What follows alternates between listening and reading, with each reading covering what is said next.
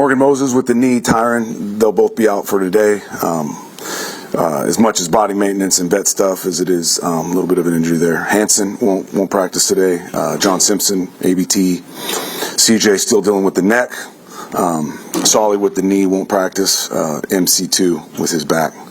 From a limited perspective, Chaz and Ashton will come back, and Aaron Rodgers and Tony Adams will be full participants. So from that standpoint, fired up to get those guys back in the mix, especially for a Wednesday practice, which obviously they've missed the last couple weeks.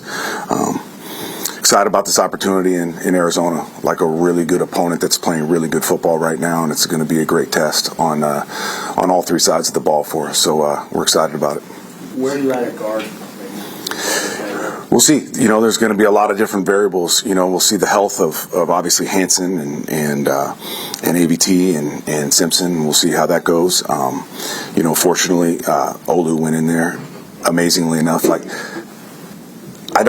historical reference about a guy that's never played this position in his life, including Pop Warner, and to play as well as he did was pretty astounding to me. So if he's a guy that's got to play in there, that's a great opportunity for him to play and get some experience, and at the same time, he provides a quality asset for us when he does play. So, we'll see. We've got a lot to assess still from an injury standpoint. The injured offensive lineman, which one do you think is closest to playing? Well, I think the tackles are going to play for sure, and then I think John Simpson, just based on my conversation with him this morning, he felt way better than he assumed he'd feel this morning, and probably healthier than Zuff might have thought he'd been. And then ABT, we'll see. Those high ankles can be tricky, and the zingers that are associated with them. So I'd say I'm probably more hopeful with John than ABT. One guy we haven't asked in a while, he's on IR, is Wes Schweitzer. Yeah. What's taking so long, and what's his prognosis? He's getting closer, so they're in the process, I think, of outfitting him with a kind of a cast mechanism so he can operate with the hand procedure that he had. But he has yet to join us yet in practice, so still getting better. So John's limited today, or he's not going to practice? He's not going to practice, yeah. What is the latest with CJ? Yeah, he's had a couple procedures on his neck just to see if they can get it to loosen up, and got a little bit more range of motion as of today and yesterday. So still the process of we're not putting him out there until he gets full range and he feels confident in it, and we're hopeful that happens in the next couple weeks here. Jeff, why didn't it work with Mike Williams? For a lot of different reasons, I think at the end of the day, we got to look at this as an opportunity now for Irv and Corley and Zay to get more involved with our offense. So for whatever the reason, for a little bit of us, a little bit of him, a little bit everything. But it's a great opportunity for him too to go out there in Pittsburgh and get an opportunity maybe to get more targets, be more involved. Can you talk about just the progression of Corley from what you've seen the last few weeks? Yeah, obviously minus the ball dropping, which is going to be part of his story as he grows and becomes the player we all think he can become, because he's going to grow and learn from it. I see especially a receiver of his caliber with the skill set that he has to be the blocker that he is pretty astounding to me, especially a guy that's young and he's still learning his way. He is violent. He is relentless. He is unselfish in that way. Had a conversation with him, this is a couple weeks ago, and talked to him about you keep blocking like that, we're going to set up a pretty cool play pass off of that, and he's like, Coach, I don't need a play pass. He's like, I need to prove to this team who I am right now, and so he's fully embracing that, and so cool to see. How did he respond to that on the other day? I thought he responded well. He went out there and he played a physical, violent brand of football, and we're going to count on him in that way, especially with Lazard and Mike being gone now. He'll assume more reps, and he'll be part of that receiving core that is in there to block at times. You guys bring one of the guys up from the P squad, receiver-wise? I don't know. We'll see. You got Zay, you got Corley, you got Irv, obviously you got G and Devontae, so still got a strong unit there. So you guys teach such an aggressive style of football from your defensive line.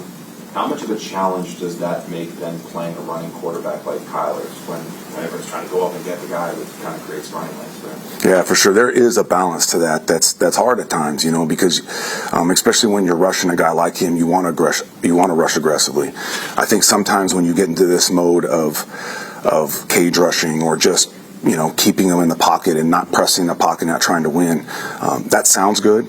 until the guys just start patting the ball and guys start getting open and he starts dicing you from a pass perspective. So it's really a balance, being aggressive, because we're going to continue to be aggressive, but at the same time being smart. It's rushing with vision and length and really understanding the level of the quarterback, when to counter back, when to not, when to stay frontal, when I can play on an edge. So it's all those things, and we got to rush together and we got to rush smart, because it's a great challenge, because he's as mobile as it gets, as we all know. How do you feel about your run defense last Thursday? It needs to continue to get better. It does. We're just and it's fundamentals that we just need to improve. So we need to drill it more, execute it better, obviously, emphasize it more, all those things. To play the brand of football that we want to play and to win like we know we can win with the talent that we have in that locker room, we're going to have to play the run better.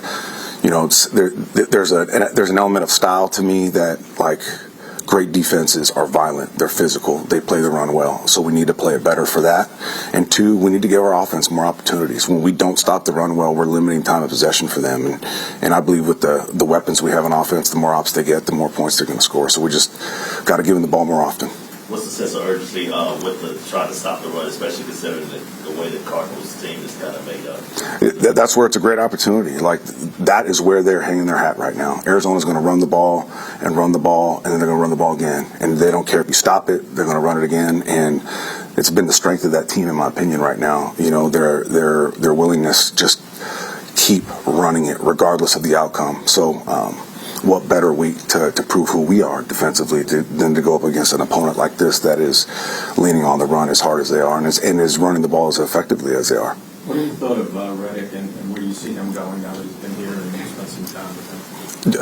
Amazing teammate and young man. Like, that's the first part that, I'd never been around him in this capacity, so to spend more time with him and get to know him, I've been blown away of that, the human being that he is, first of all, and the teammate that he is.